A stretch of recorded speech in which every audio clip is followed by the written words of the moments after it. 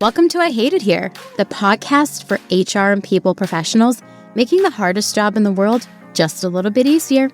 I'm Hebba Youssef. Every single person that I've interviewed, almost every single one, has an experience about transparency and being underpaid, whether it's them or a colleague or a friend or family.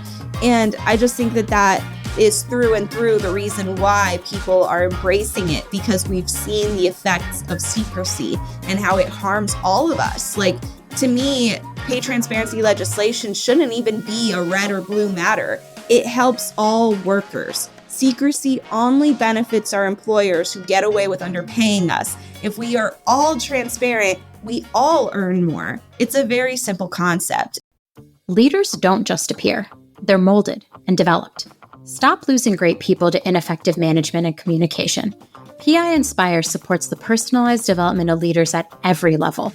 And when you have leaders throughout the business, everyone benefits.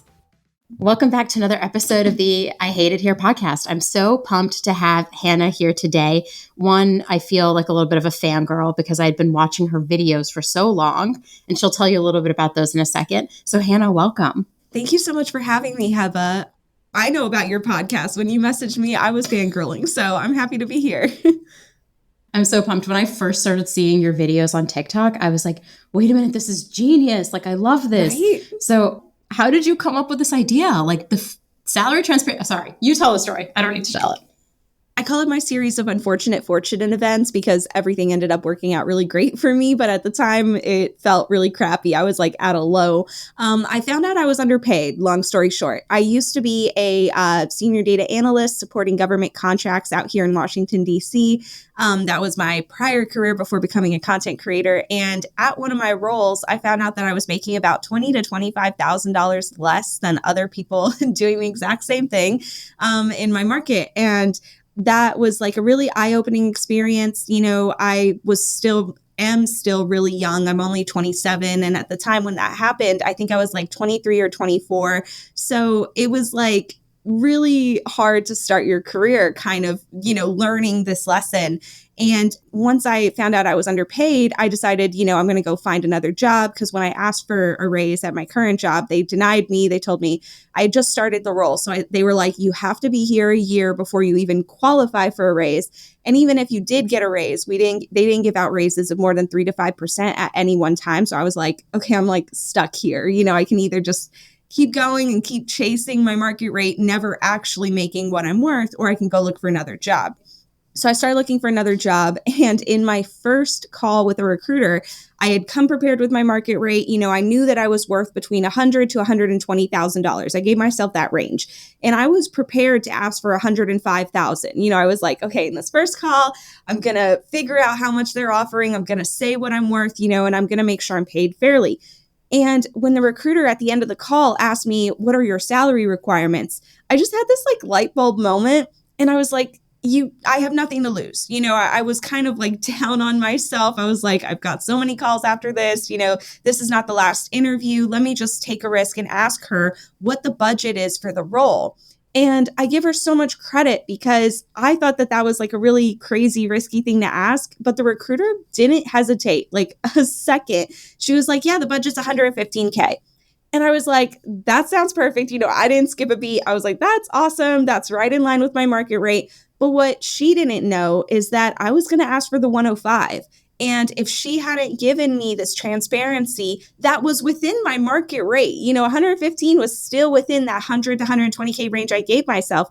But she had helped me make $10,000 more that I did not know was available on the table.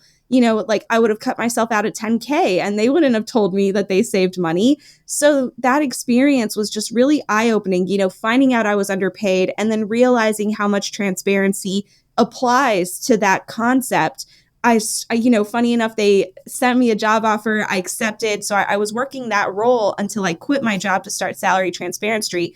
But I started it because even though I'm one of the few that was able to rectify the situation, and get paid my market rate, I just couldn't shake that everybody else was still in the same boat, that the system hadn't changed, that secrecy is still normalized, that people are still dealing with this BS day in and day out.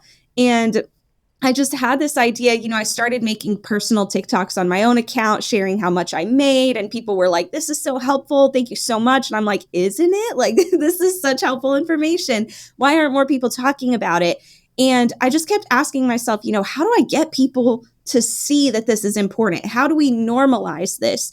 And I just had this idea, let me just go ask people on the street, because if I can make a video that helps people by asking strangers what they do and how much they make, maybe I can have an impact. And I asked my fiance, my husband but my fiance at the time, I was like, hey, like, can you come out and like film me doing this? Like, I know it sounds crazy. And, we were not content creators before this. So he thought I was losing my marbles. He's like, are you having a crisis? And I was like, no, like, I think this is going to be fun. Let's do it. Let's just try it. Let's be young and fun. And we filmed our first video on April 16th, 2022 in Georgetown, shared it that night. When we woke up, it was viral. Like, it was mega viral. And for the next 3 months, every video that we posted on that channel, like, which was zero, we started from nothing. It was a 0 followers, 0 videos TikTok account. Within like a week, it had over 200,000 followers, and millions of views. And I mean, I'm not a genius or anything, but if you can't turn a business out of that, with that kind of feedback and impact, then you're not doing it right. And so I just saw an opportunity to not only have impact and change our society for the better, but to also, have freedom to be my own boss and start my own business. And I quit my job 3 weeks after that, 3 weeks after the first video. My husband followed me a month later, and we've been doing this almost 2 years now. I love that. And you also posted, when I saw your post on LinkedIn, you were like, I talk so much about salary transparency. I'm going to tell you how much Salary Transparent Street made this year. Absolutely. And you basically outlined everything. And I was like, holy shit. Like, she just told everybody everything. Well, content creation, like, I left an area that had a lack of transparency, and I went into another industry that was almost even worse. Like, the lack of transparency and finances for content creators is abysmal. Like, and what's so funny is I made that post about how much we made, and I shared how much our market rate is for a video. And I had tons of content creators message me and be like, you're undercharging. You need to double your rates. So me being transparent and feeling like I was like helping people were like, you're still undercharging. You need to raise your rate. So it helped me even more. Wow. I love that people messaged you and said, you're undercharging. Yeah. That is just like the goodwill in the world. But also what you're doing is so impactful, because on the employer side, so we're facing all these like pay transparency laws. And I, for one, am like very excited. It was my first newsletter sent when they were like, what is the your first newsletter? What do you want to write about? And I said, pay transparency, because I know how important it is. I too have been underpaid. I have been in HR and seen the salaries of my counterparts and been like, I'm underpaid compared to my counterparts. Yeah. It's like, how does that even work? So I love that you started this and did this, because it's so important to me as an HR person, because I'm excited. Yeah. Like, I'm excited that more people are getting more knowledge, because then I also can come to the table and have like a really good conversation with them about how much the role is banded for. Yeah. And when I start having combos with people and sometimes the salary is like higher, I actually go back to my data sources and I look at them and I'm like, did I benchmark this role incorrectly? If like all these candidates are asking for something higher, maybe I'm doing something wrong too. And so the feedback loop is just insane. That needs to be done. There's still like a lot of systems and structures and strategies that need to be implemented. But, it's kind of cool that we're sort of at the revolutionary period of this concept. And we're just kind of figuring it out as we go. We're seeing what laws work, what don't. And I just am really excited to be a part of this movement and seeing people, overcome their barriers towards like transparency. When you've walked up to people and interviewed them, have you had people been like, absolutely not, I will not tell you how much money I make? I feel like people in the comments act like they're so hard, because there's so many times that people say, if this girl asked me, I would tell her to go, stick it where the sun don't shine and yada, yada. I've never had anybody be really, really like horrifically rude to me. Wow. Like, I mean, in New York all the time, but they don't even know what I'm asking them about. That's just normal. That's just normal. But like, I've had a couple older people ask me, like, oh, well, that's a very personal question. What do you want next? My social security number? And I always kind of like laugh at them because I'm like, no, but I mean, if you don't get it, you don't get it. You're retired. You probably are not my target audience anyway. Like, it doesn't bother me. I think that if you don't understand the value of transparency at this point in time, it's not my responsibility to teach you. Like, every single person that I've interviewed, almost every single one, has an experience about transparency and being underpaid, whether it's them or a colleague or a friend or family. And I just think that is through and through the reason why people are embracing it, because we've seen the effects of secrecy and how it harms all of us. Like, to me, pay transparency legislation shouldn't even be a red or blue matter. It helps all workers. Secrecy only benefits our employers who get away with underpaying us. If we are all transparent, we all earn more. It's a very simple concept. And so when people on the street see me, they either have no idea who I am and they get excited about the topic, or they see me and they're like, yes, that girl is doing it. I want to share because I know this is important.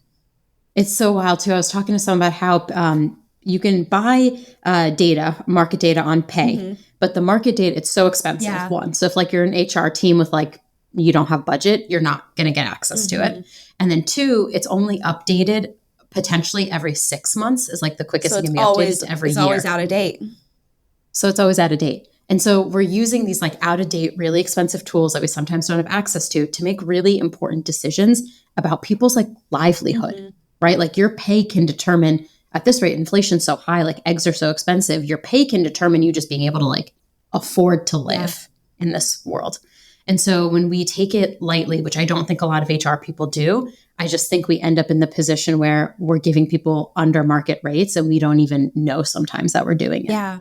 So I love that people are sharing it with you because there's so much power. Like I feel like we're taught at work, like the sex, drugs, and rock and roll. You're not talking about those, but it's like sex, drugs, rock and roll, and your pay. And your pay. Right. Don't talk about your pay. Sign this NDA. You'll be fired. Like oh my gosh, it's so taboo. It's so over the top. And to me, whenever people tell me or send me messages like my company had me sign an NDA and they're telling me I can't, yada, yada, I always tell them, unless you're not protected under the National Labor Relations Act, it is your legal right to talk about your pay. NDAs are not enforceable, and it should be illegal for companies to even have those documents and to intimidate their employers, or employees.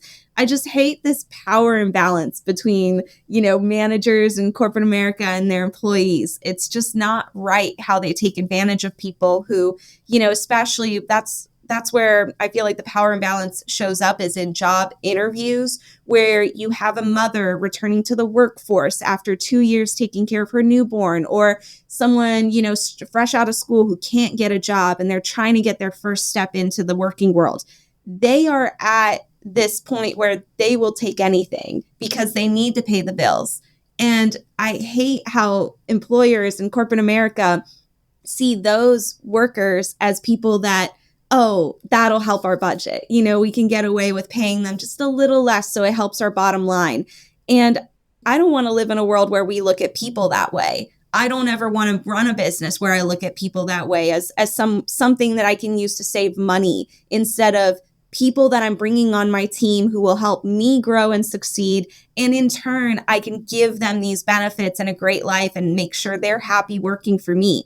I don't understand where we got lost down that road where people are just butts in a seat instead of people. I wish we had a little bit more ethical capitalism in our society. You and me both. You and me both. But it is really tough when when you're in the room and there are executives who say things like that. I always make a point to say, like, people aren't coupons. We're not doing it to like save money. We're going to benchmark the role for what the market will pay it, and we're going to do it equitably. Yeah. So if it's one person in the role, two people in the role, I don't care what their background is, they're being paid exactly the same. But I think a lot of executives feel this like pressure, especially in the last year with like the rise of all the layoffs. They feel this pressure to like scale back their costs, and your biggest budget line item is your people. Right. And so they think, okay, well, I should just pay people less. Or you could pay your CEO less. Or don't get me started. Don't get me started on that, because CEO pay is the highest it's ever been, and shareholders are getting back millions in buybacks, but our employee salaries have not gone up the same way. And they're making record profits, but still laying off their people. That really irks me. I think it bothers a lot of people. And I think, I don't know, I wish I could fix that, because it makes me so angry every day. And I just don't know how to fix it, because we live in a society where you have to make money. Yeah. Maybe there's a street interview series I can start to combat that. How do we fix it? I would love that. Yeah. Call me up. Well, I'm in DC, so you just tell me what street you're on, and I'll pretend to be on the street. That's wild. I'm never in Georgetown, though, so usually if I'm in Georgetown, I'm so angry that I'm there, because it's usually very busy. The people, I feel that. And then I have to go return something, and I'm like, I can't do this. There's 50,000 people on the street. I avoid Georgetown for returns. If I'm going to Georgetown, I'm on a mission for food or something. But, oh my God, I avoid Georgetown like the plague unless it's important. I feel that. But I will find you on any street, and you can interview me about what to do, because I don't know what to do. But we've been trying. I've been writing about it a lot through the newsletter and talking to HR people about it. And I feel like we play this very interesting position where I know a ton of HR people when we're doing interviews, and we'll ask somebody, what compensation are you targeting? If we don't already have the band in front of us and tell them that ahead of time, and they tell us, sometimes a candidate will lowball themselves, and I'll say, hey, actually, I think you should be asking for this. Yeah. So my job too in interviews, and I know a lot of HR people that do this, they'll be like, oh, what I heard was $20,000 more, because that's what your market rate actually is. And that's what I've been doing to help candidates, where I want them to understand, hey, you're undervaluing yourself. But there are bad HR teams out there that will say, oh my God, great, now I get a deal on this person. Right. There's the good actors and the bad actors. And I'm so happy to hear, though, that at least there are some HR managers out there who are, they see it for what it is, and they're able to, hey, they asked for a little bit less than what we're willing to offer, just add a little 20K there. That's being an ally. That's what I feel like, especially, it's funny because all the people that I know do it are all women and women of color. Of course they are. Of course they are. It's even more fascinating because every single person is like, wait, you do that? I do that too. Yeah. Has been a woman of color. And we've been it's important because we've seen the studies. We know women make less than men. I think the pay gap Lulu was saying is 3 cents now. It's the smallest it's ever been. But I think that's the general pay gap. If you're still looking at, breaking jobs out directly by role, directly by industry, and then if you break it out even further by race, by, disability, by identity, it's still so prolific. Yeah. The equal pay days that happen so far into the year. November. Where they're oh, I'm you're kidding me. How is no one mad about this? Yeah. I think I said it on LinkedIn once, because I was by the time we close the pay gap, I will be dead. I will be long gone from this earth. And that frustrates me because I'm I want to see it happen now. And so I think what you're doing is helping a lot of that too. And I think there are a lot of HR people who are also trying to help it. And I see this massive movement, and I just hope that it can be sooner rather than later. I agree. Yeah. I think that the pay gap has only closed 10 cents or something in the past 20 years. It's so it's just little baby tiny steps in the right direction. But I mean, I am encouraged by pay transparency legislation kind of helping close those gaps and putting more pressure on corporate America to be a good actor in this space. But yeah, it is really discouraging, especially, the second I put anything in my content about equal pay, the comments are, I've told my husband, I literally, the only men that I like in this world are my husband and my dad. And the internet, I've said the same. The internet is the entire reason behind that, because the comments that I see from men, and it is men, that's not just me, being a feminist, but it is men who are always the ones saying the pay gap doesn't exist. Women are complaining, oh, this woman made more than this guy in this video, so the pay gap isn't real. And it's so exhausting to have to constantly defend this issue and, stand up for people. And, I get it. Like, women are as empowered now as they've ever been. But the reality is more women work in housekeeping, more women work in nursing, more women work in education, which are all traditionally maternal roles, ones that women are expected to do. The second that I see a 50-50 split between nurses and preschool teachers with men and women, we can talk about the pay gap closing. But when I see 80% of daycare teachers are women, 80% of nurses are women, there is a pay gap, because it shouldn't be that split. It shouldn't be 90% of engineers are men, 90% of mechanics are men. Once we've got 50-50 splits in all roles, we can talk about the pay gap closing. But until that happens, it's not realistic to say that it doesn't exist. My sister is an engineer. She has a PhD in electrical engineering. Honestly, she's a genius. And I have the misfortune of coming after her in my family. So I'm like, damn it, I came after the smartest person. Why? But she always said, she would tell me stories about how she would be the only woman in a room so many times. And she was like very encouraging of women in STEM, but still, I have not seen that percentage change. It feels like there's all this societal pressure. Like 10 years ago, they're like, women in STEM, we're going to get more girls in STEM.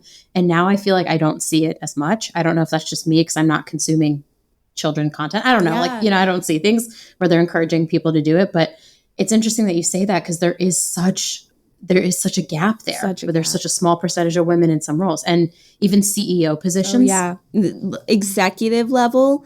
Oh my gosh. Yep. And it's not just women, it's diversity as well. Like the push of Black women in particular out of executive roles in the past year makes my blood boil.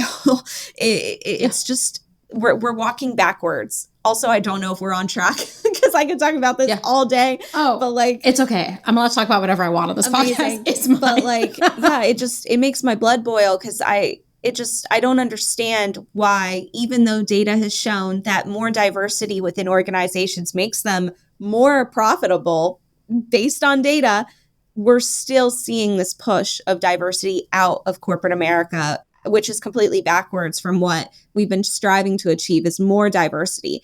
The only thing that kind of makes me sleep better at night is knowing that despite bad actors, pushing their own agenda there, society is not moving in their direction. Our society is becoming so diverse, even more diverse than last year.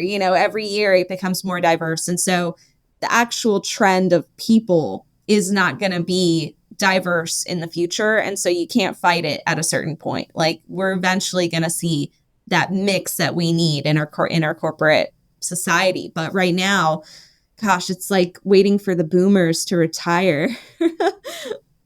Our poor parents. Oh my gosh, my poor father.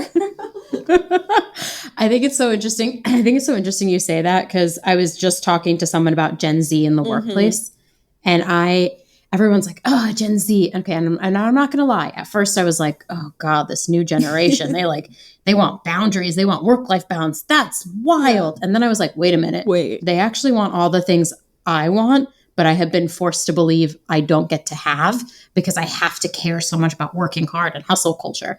And so even more, having more Gen Z in the workplace, I think like a lot of every single Gen Z person I think I've possibly ever met has been pro pay transparency. Yeah. And I'm like, this is amazing. We need more people that are pro all the things that make work better in the workplace. Have you interviewed a lot of Gen Z people who have talked about how that part of their generation and like their generation's identity is that they want more transparency?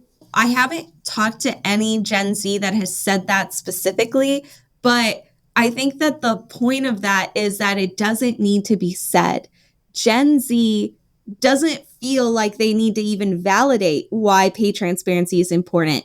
It's just point blank, period, important. It makes sense. They are not going to apply to a job where they don't know what the pay is. Why would you go look at a car that you want to buy without knowing what the price is? Why would you waste your time? And time right now is so important. We are all moving 1,000,000 miles a minute. None of us have enough PTO to constantly be going out on these job interviews, and wasting our time without knowing that it's worth it. In this economy, no, none of us have that time. And I think that Gen Z is really kind of the victim of all of these bad policies coming into one. They are graduating with so much debt, making less than their parents, can't buy a house, will never be able to buy a house in their lifetime, will probably tap out at like 100K in their earning potential over a 50-year period, the way that it's moving now, which is not even enough to live or pay rent.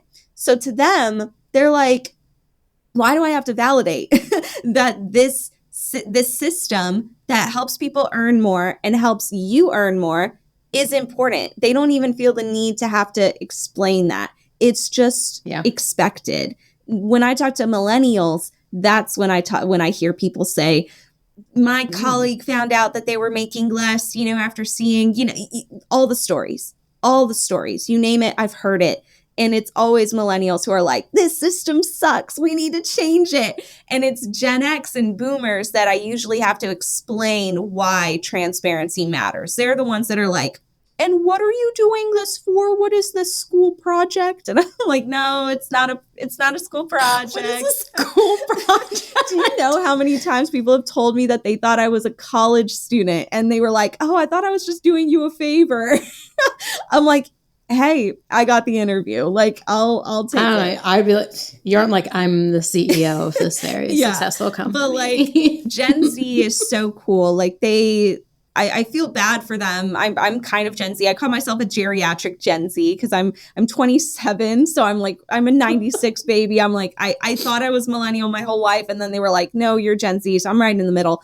But it's cool because I feel like I gained both experiences. I saw the millennial side and I'm also part of this Gen Z side. And I love leaning into Gen Z because honestly, they make me confident. They make me feel empowered because the way that they just stand up for themselves and they don't feel the need to justify it. They just know that they deserve better and they stand by that. I think is so remarkable. And something like you mentioned, millennials especially have been told, no, you don't deserve that. Stop whining, stop being a baby, suck it up. Like that's what they've heard their whole lives. And so I just think that Gen Z is like, we're passing the torch to a really powerful generation. I'm so excited to see what they do next. I'm just excited for them to be like the majority or a bigger majority in the workplace because I think I want all the things they want. And so to me, I'm just like, great, now I can actually deliver the things that these people want. And if I can't deliver it, I'll tell them why and they'll still respect me because that's all they want to know. They also want to know why I can't do the thing that they're asking for. So I feel pretty excited about it. Any salaries that you've interviewed people on the street that you have just been shocked, like either really low or really high? Shocked in a bad way more often than shocked in a good way. Sadly, really? I mean, anytime somebody tells me they're a teacher, I hold my breath. I'm like, oh gosh, this is not going to be good. Those always like break my heart, especially older teachers. Like sometimes I talk to, because the majority of people that say yes to the interview are usually younger generations because they're the ones that really believe in transparency. But whenever I get to talk to someone older who's a teacher, I'm always like, oh, gosh, I really hope that after decades in this field, you were making enough, to survive. And I think I interviewed a music teacher in Philly who had retired and he was making like 70K on his way out. And, it's hard to be neutral in your reaction because you don't want people to feel bad about their salaries because nobody should. I mean, we should all feel proud of however much we make, but it just hurts my heart that the most important people in our society I'm seeing are traditionally the lowest paid, the ones that drive our buses, that take us to work, the ones that run our metro system, the ones that educate our children, the ones that take care of our families, like healthcare workers. Because it's not, when I interview people in healthcare, the people that are making the most are the doctors and the healthcare workers that have been in for decades or have very specific skill sets that they needed to go to years of expensive school to get or have to be exceptionally intelligent to be able to do. And that's not possible for everybody else. So then you interview people that are more entry level in healthcare, but are still important. EMTs, first responders, like these are the people that show up when you're having an emergency that you want them to be well compensated because you want them to be happy in their roles so they take good care of you. Those people are barely making minimum wage. Like when I interview EMTs and they tell me they make $20 an hour, $19 an hour, I want to scream, because how is that in any way going to have positive repercussions on the rest of us if we're not showing that the most valuable people in our society deserve to be somewhat the most well compensated? I don't care about the data scientist at Amazon making $500,000. When I hear that, I'm almost a little disgusted, honestly. I want to hear the nurse making 150K and being able to not only have good work-life balance so that she can show up at her job, but that she can also have a life outside of it. The whole essence of this is when I do these interviews and I show a healthcare worker who's not making enough, and the comments kind of justify that. They're like, whoa, that's not enough. It makes me sad because I think about the students in college or in high school right now who are thinking about what they want to do. And they are immediately saying, I'm not going to be a teacher. I'm not going to work in healthcare because I'm not going to make enough money to survive. It's not even a matter of I'm not going to be rich. It's that they're not going to make enough money to survive. How does that look good for our society 10, 20 years from now? It doesn't. It doesn't. And that makes me sad. The world of work has changed for good, but many HR performance management tools just don't cut it. Enabling performance in the modern world of work requires a modern approach, one that's agile and asynchronous, but still fosters connection and collaboration. Have you heard about PI Inspire? It was designed specifically for today's performance management challenges. It helps you gain a deep understanding about yourself and your team and share personalized insights to help you learn how to manage and develop each direct report. Meet people where they are and start developing new leaders at every level. Learn more about PI Inspire at www.predictiveindex.com. I think this is a real conversation a lot of people don't want to have, but I felt like growing up too, so my parents immigrated to the States. My dad was a professor, so like teaching was like always big enough, but he was a professor, which I think professors get paid better than school teachers. Sometimes, yeah. Mm-hmm. So I think there was like a big focus on education in my family, but also there came a point where my parents would ask us like, what do you want to do when you grow up? And at one point, my earliest career was I told them I wanted to be a writer. Mm-hmm. And my parents were like, ooh, hey, yeah, like, don't do that. we immigrated to this like country so you could have a better life. And like, we don't think you'd want to do that. And I remember my mom, and I don't know if she would ever remember having this conversation with me, but at one point she said to me like, do you want your career to be your passion? Or do you want to have a career and be able to live a life and pay for things and then do your passion on the side? And so I feel like we're at this inflection point to a society where people are making decisions like, I have to go get this high paying job and I have to put aside the thing I am passionate about because that I can't live anymore off of that. And I think of like writers, television writers, like anybody in the arts. Anyone in the arts is just like, they can't live. And I think that was like part of the union for the writer's strike was like, they need to get paid so they can have health insurance. Like you can't, it's such a low paying field. So I feel like that's a big conversation to be had. And I've always been upset that teachers don't get paid as much because some of my most formidable moments as a human being like happened in the home and happened in the school where teachers were like, I believe in you. Or like, I know you can do this, or let me coach and mentor you. Let me write your recommendation. And so to me, I've always felt like teachers should be paid so much more. You know, the way that Amazon and these big tech corporations are valuing their talent for tech work, you know, software engineers, data analysts, data scientists, yada, yada.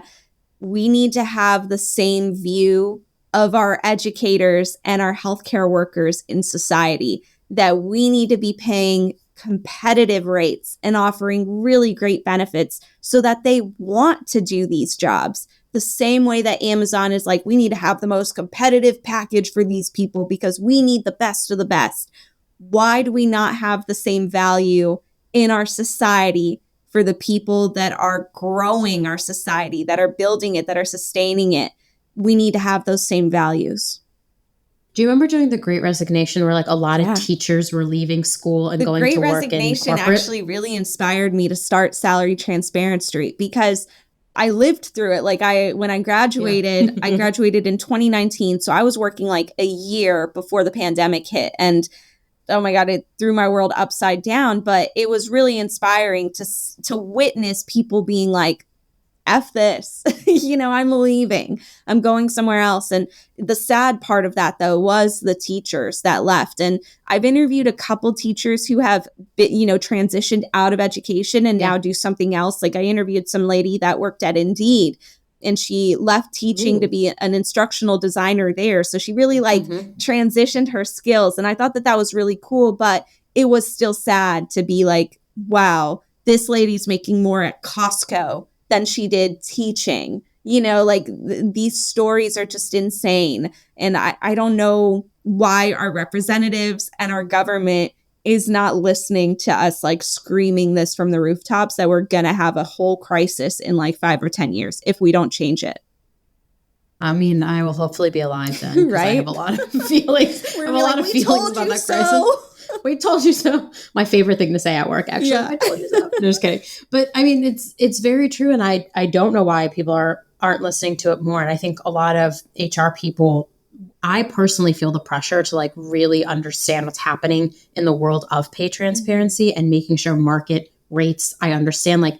I joke sometimes where I'm like, BRB, I need to Google the economy just to see what's going on today. But we also have to understand that because there are things outside of our control that are having very real impacts on our employees. Absolutely. And they've shown all the studies that when you're a pay transparent organization, your employees are actually more motivated because they know okay, I'm being paid for this and now I want to be paid for this. And to get there, I'm going to work hard. And I know that that's a level I can reach. Isn't that crazy how that works? That if you pay your people well and they feel valued, they're more productive, they're more loyal, there's better employee morale, less turnover, everything meshes in the company. But for some reason, corporate America is just not understanding that. I think the hard part where I get a little stuck sometimes too is I will tell an employee, here's how I came up with your salary. And they'll still say, well, I think you're underpaying me.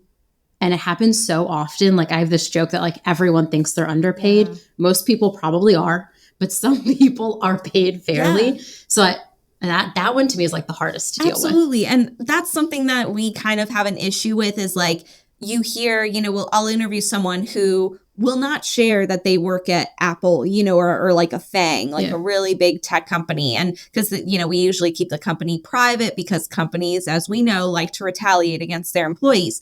And so, we know that person works at a big tech company, but then the comments see somebody making $300K and they're like, that's insane. All the people I know don't make that, and I do worry sometimes that it has that repercussion of people going into job interviews and now feeling like, oh, I saw that on Salary Transparent Street, so that's what I can ask for. But in turn, I try to over-educate our audience on market rates and how to find it, and that you should not just use one source. You should use at least 5 because the data is different everywhere. And also understanding, so many contextual factors that affect your pay, like industry, company size, company industry, location, years of experience, education, all of those things come together to affect your market rate. And so someone making $300K might have those things that you don't, that will not apply at maybe a smaller company or a different industry.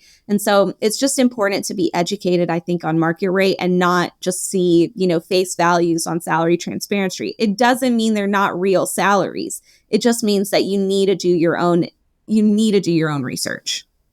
Do you ever ask people, I think you do, just their base versus equity? Because I think equity's a big one. If you get options at a publicly traded company, your compensation could be wildly different, which has also just been interesting when all the stocks were tanking. I was like, is anyone at those companies thinking to themselves, wait, now my compensation is changing? Yeah, I hope that they are, because that's sometimes it's half of their total compensation. And so whenever I hear someone say a big number, I'm like, can you break that out for me with base salary and RSUs and bonus? And usually it comes back down. But yeah, it's important. And in a way, I feel like that kind of complicates things because then people see oh God, now I have to negotiate stocks and I got to negotiate my bonus. There's so many things you have to negotiate, but the sooner we normalize it, the easier it'll be for everyone. And I think pay transparency just helps make those situations a lot less stressful because you know what the rate is for at least the base salary. So you get a little bit of information to go off of. If you're completely in the dark, I can understand why people don't want to negotiate or don't want to, even try because it's so scary. What do you even ask for? It's terrible. When I'm doing interviews, because I do our phone screens sometimes, I'll say, like, if I don't have a band set, which I hate going to an interview without a band, but like sometimes I'm like, we really don't know what we want for this role. And I'll be upfront with the candidate about it too. I'll say, like, can you tell me what you think you would make for this role? And then I'll also say, like, I just want to be clear. I'm not going to hold you to this. Like, I just want to know. And I always I try to make it more comfortable for them. Because I'm like, hey, compensation is like an uncomfortable conversation for a lot of people. I'm going to take that all away. Tell me the number that you're thinking right now. If that number changes on this path as we interview and talk more, we can revisit it. Like, whatever you say right now is not set in stone. Just tell me what you're thinking and we can work through it. But that's only if I don't have a band set. My rule is we have to have a band set for every single role and we have to share it in the first conversation, because we're not going to waste people's time by going through 5 interviews and getting to the end and realizing our compensation asks are wildly off. Man, we need to clone you and put you in all of these, every office. There's a lot of HR people also trying to do this. I think for me personally, I have been the person who knows they're paid less than their counterpart, who has found out that they're doing 10x the work. My sister has this long running joke where she's always like, whenever you start a job, you need to stop trying so hard. You always try so hard. You always get so many responsibilities. And then you feel like you're underpaid. Stop trying so hard. Is my sister's way of dealing with it. Piece of advice. I like that. She's like, give your 50%. Your 50% is probably someone's 100%. And I'm like, that's such bad advice. No, it's true though. And if you're constantly trying to overperform, then you are setting that expectation with your management that is your normal. And if you veer off of it, I'm a super perfectionist, type A to a T. And I'm the same way. I would just go 120%. It's the first day on the job. And you get so quickly burnt out because you can't sustain that level of energy for years on years. And then you do have that where you're like, I'm working harder than everybody else. Am I fairly compensated? And it's you were at 25% of your effort. But now you're doing so much more than your job description too. Yeah. I always talk about too, there's this weird time where companies kind of take advantage of people. Once you're in and you have a salary, then let's say you show up and you start doing 110%. They're like, wow, this person's great. Let's give them more work. But then the more work doesn't always come with a pay raise or a title change. And it's this gray area that I'm very picky about, where I'm if we are asking people to go above and beyond their job description, we need to revisit their job description, which also means revisiting their level, which also means revisiting their compensation. Yeah. I wish more companies weren't afraid of being more fluid with their promotions versus being we only promote people twice a year. That was my company. They're you have to be here a year and we don't give out raises of more than 3 to 5%. And I'm I'm a top performer. I'm telling you, I'm going to leave if you don't pay me what I'm worth. Yeah. And I did. Yeah. And you know what they told me when I left? The day that I put in my 2 weeks, they asked me to name my price to stay. And I told them I already did. And then I left. They also show studies that if you get another offer and you throw it on the table and then your current company matches, you will leave within a year anyways. That happened to me because I asked for a raise at one of my companies because I kept getting so many offers to join other companies and they kept giving me higher rates.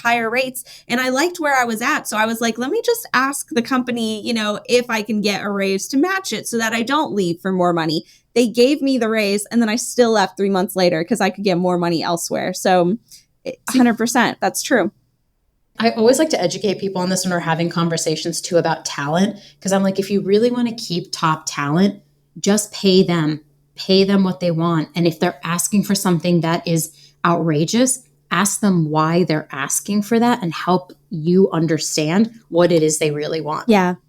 If they're paid fairly, maybe they want something different. Maybe they want more vacation days. Maybe they want to go and do a professional course. It doesn't always have to be about actual base compensation. Sometimes people want something else. They just don't know how to ask about it. That's so true. I tell people about that too, though, because sometimes, I get messages from people saying, I've negotiated, and they tell me that they can't, they don't have the money for the base salary that I'm asking. And I'm like, you can negotiate other things, total compensation matters too. You can ask for pet insurance, childcare, PTO days, 401k match, everything is negotiable. if they can't budge on base salary, there's other things that are also worth a monetary value that can make your life easier, give you more flexibility. And essentially having that flexibility and support can make up for base salary sometimes. That's so true. I'm like, ask for more vacation. Somebody asked me recently, like an old colleague, like, what else can I ask for? I was like, more vacation. That's like a higher match on your 401k. Like, there's so many things. So many things. A sign-on bonus, like tons. Everything. I think at this point in my life, it's funny because I get a lot of shit from my friends about this, but I'm like, everything's negotiable. Mm-hmm. It is. They're like, that's not how it works. I'm like, no, it is. It is. Like, that is how it works for me. And they're like, that's not real. And I'm like, it is. You just have to approach it with that mindset, because the only person who wins when you think that you can't negotiate things is the corporation. Yeah, the person you're paying. Mm-hmm. And I'm like, I don't want anyone to be taken advantage of. That's like my worst case scenario, is an employee comes to me and says like, I'm being taken advantage of. I'm going above and beyond, and now you're not paying me more. And so I just think by negotiating, you like we all have power and say in our circumstances. Yeah. And like the biggest joke or trick any corporate America has played on us is making us think we're powerless. Oh my God. Hear.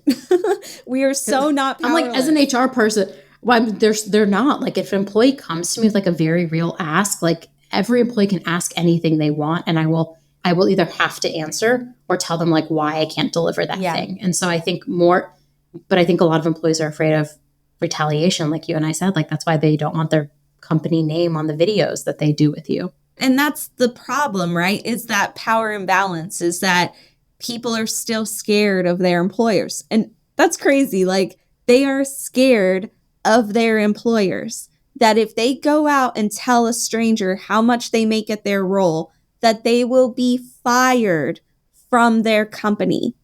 Saying that out loud sounds insane. Insane. Can I tell you a secret? Yeah. I have a secret. Okay. So I also think employers are afraid of their employees. They should be. Because of everything that's happening on TikTok, where people are recording themselves being fired. Like that video with Brittany Peach that went viral. That. She was getting fired from Cloudflare. I was like watching it. I was like, oh man, here's what I would have done as the HR team. Like I had a lot of advice for the HR team, and I don't think they handled it well, to be very clear. But I also think like layoffs are, if you execute one well, congratulations, you're one of the few. Because I don't think they rarely go well, because you don't think about these things, and you're not preparing the people to deliver the message correctly. But I was, after that, like in my HR circles, everyone was like, oh my God, did you see this? Oh my God, did you see this? Like, could you imagine if you were being recorded? And I was like, I literally live my life. My internal comms have one rule. Imagine this gets leaked. How will I feel? That's how so many people should be operating, because a lot of people don't.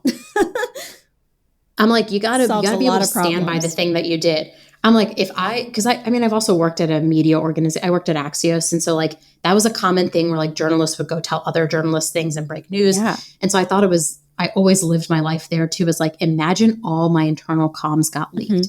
And once I started behaving that way, where I like actually really spent time thinking about what am I saying and how does it represent me and the company, I feel like it was like freedom for me.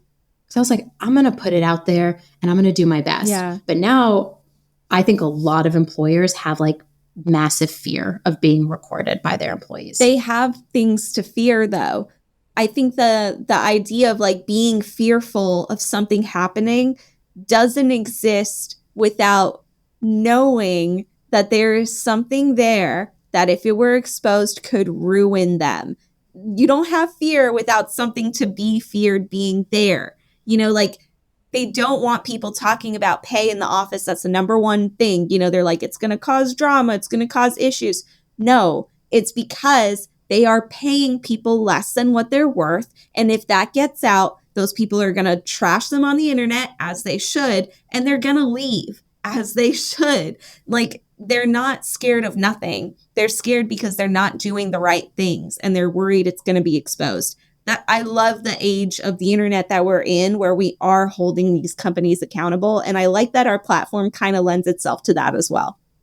Yes. Yeah. I mean, I loved it. When I started watching your videos, one, I think it's because you are in DC. So it probably was like, here's some DC content for you. Yeah. But then the algorithm quickly found out that I am an HR person. So now I get a lot of like They were like, she's HR getting suggestions. everything money related. She's going to get all these things about money and work. But then I started watching them and I was like, this is so fucking good. Mhm. Like, I have to seriously commend you. Like Thank you. the first video I saw, I was like, fuck yes. Like someone on the street asking people how much money they make. That shit is so powerful. Thank you. And I think this age of the internet, you're right, is like people recording, people getting fired, like all these things. I'm like, do it more because I already feel super accountable as an HR person. But if this is going to push me to become even more accountable, then I welcome it. Because I don't want to be one person in private and be another person in public. Yeah. I want the company to actually stand for the things I believe in because I think the future is going to be built by the people who want to do the right thing.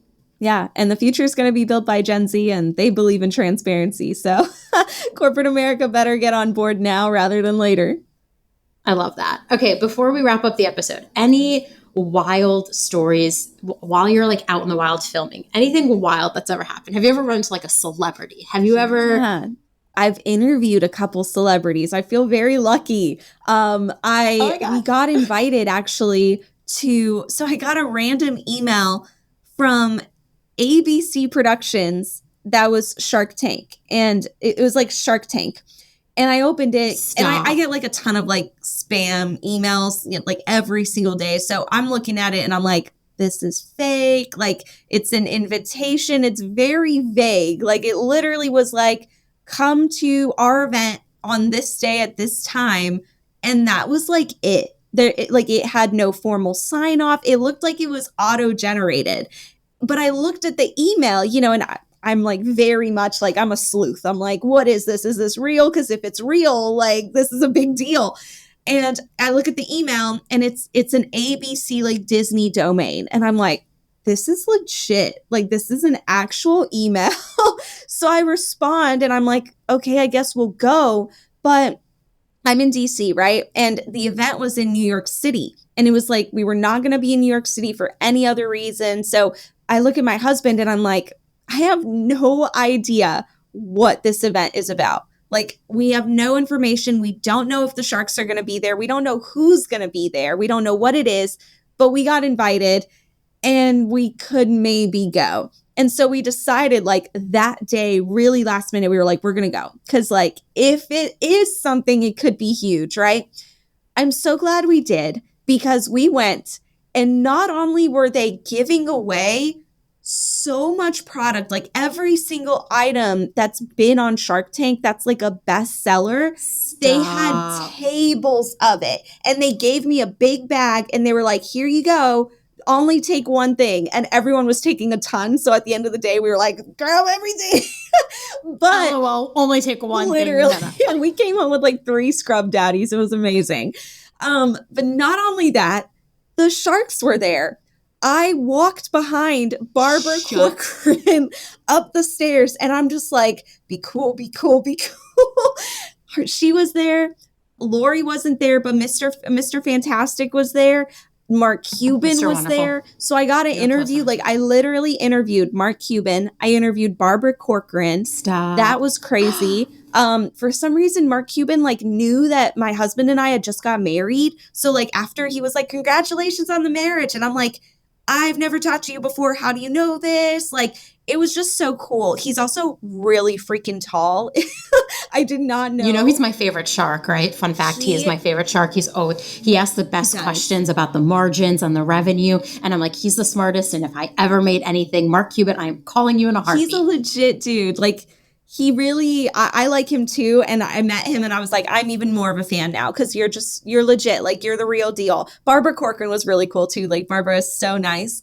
She's just as sweet and charming in person as she seems on camera and also really, really smart. Like, she had really cool stories. Our interview was like 10 minutes long and I was only able to share 90. Isn't she like a major investor in one of the pay softwares? That I don't know, but if she is, I should find out because I'm trying to remember. That could be a partnership. But yeah, Shark Tank, that was cool. Look it up, Emily. So we got to interview Mark Cuban, Barbara Corcoran. Those are like my top celebrities. I always have like really cool like fangirl moments because I'm a content like consumer. I love content. I follow my people and I fangirl about them.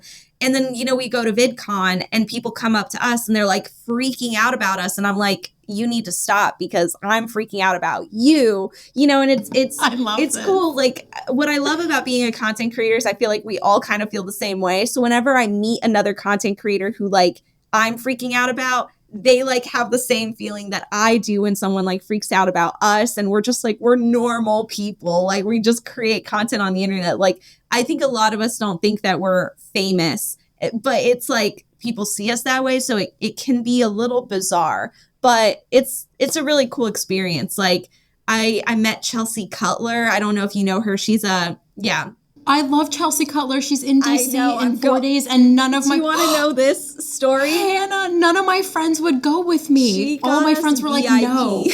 to go because I love her. I went to her show in DC back in 2022. Same. Yeah. Wait, did you go to 2019? Were you there 2019? No, I wasn't at 2019. 930 Club. Mm-hmm. Oh, I saw her 2019 930 Club. I thought I was the oldest person there at the time, so it was fine. But she's so good. Her music is so good. I'm like her biggest fan. I have like her signed thing right over here. Like I love her. And I was a huge fan before we started Salary Transparent Street. And like, I forget how it happened, but I followed her on our account because I was like, I love Chelsea Cutler. Like, and it's my account. Like I own Salary Transparent Street. So I followed her. Yeah. And I think I commented something on her video and she sent me a DM and she was like, I love your content. Like your channel is amazing. And I think I pooped my pants. Like I was like, you have no idea. Like I'm your biggest fan. Like this is the coolest thing. And we ended up like exchanging numbers. Now I text her. We met up with her in New York and did an interview with her. And now she's coming back to DC. And I told her I got tickets because of course I did. Like I was going to go as a normal person. And she's like, girl, no, I'll set you up with VIP. I'll see you after the show. My manager's going to come get you. So now I'm just like, I'm so excited about this. Like it's the coolest. Yeah. I am geeking out because literally I talk about Chelsea Cutler to everybody and I follow her on Twitter and I'll tweet at her like all the time. Like now that I know she's a good person. Such a good person. Like way better than you can imagine. She is so cool. Her music is so beautiful. It's so beautiful. And I have like a friend, we'll just send each other songs back and forth. I have my own Chelsea Cutler playlist. She's the best. Hannah, we're going to be friends for life now because now that I know you're in DC and I asked 5 people to go with me to this concert, including my husband, and they all were like, no. You have to get your husband to come. My husband comes with me. He loves Chelsea Cutler now too. I went by myself to a Haim concert because my husband was like, I'm not in the mood. And I was like, I have VIP tickets. I stood front row and SD, my favorite Haim sister, threw me her drumstick. There you go. Yeah, see, I don't think there's any shame in going by yourself. It's more fun. You don't have to worry about making sure somebody else is comfortable. Like if my husband wasn't coming with me, I'd go by myself.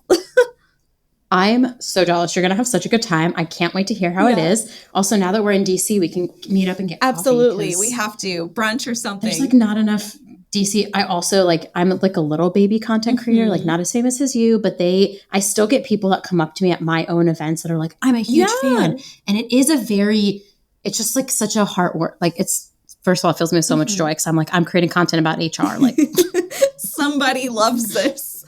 Somebody loves this. It's just like, I'm good with that. Yeah. But it does fill you with so much joy. It also gives you like a real sense of responsibility. Yes. And so that's why I just love what you're doing is helping so many people. 1, 2, I think it's really helping the movement move towards true transparency where people are going to be paid equitably. Like I want that gap to close. And I see what you're doing is closing that gap. And like also pay transparency laws and HR people, but like together, all of us have so much power to like move the momentum in the right direction. Yeah. So the internet, the power of the internet. I'm just excited we got time together today and you ended up being as cool in person as I thought you would be. I'm glad. No, this was fun. I'm so glad you live in this area. We have to grab coffee or something. It would be so fun. We have so many things to talk about. Okay.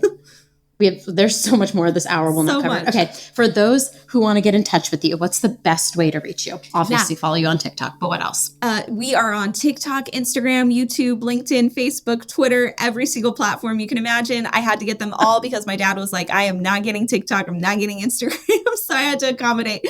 But we are at Salary Transparency on all platforms, so make sure to follow us there. And we also have a newsletter. We have a free market research guide, free salary negotiation guide, and a salary database, all available on our website, www.salarytransparency.com. Heck yeah. And I'm going to link to all that in the show notes too, so everyone will get a chance to see it. Also, I'm going to subscribe to this newsletter. I'm like, free market data, say more. It's fun. We do it once a week. It comes out every Tuesday. It's like good information. We talk crap about corporate America and we hold them accountable. Always a good time. I love that. Okay, thank you so much, Hannah. This was amazing. Thank you, Hebba. This was fun. Thanks for tuning in. Keep up with all the latest HR resources by subscribing on Apple, Spotify, Google, or wherever you listen. And if you love I Hate It Here, tell an HR friend. I'll see you next time.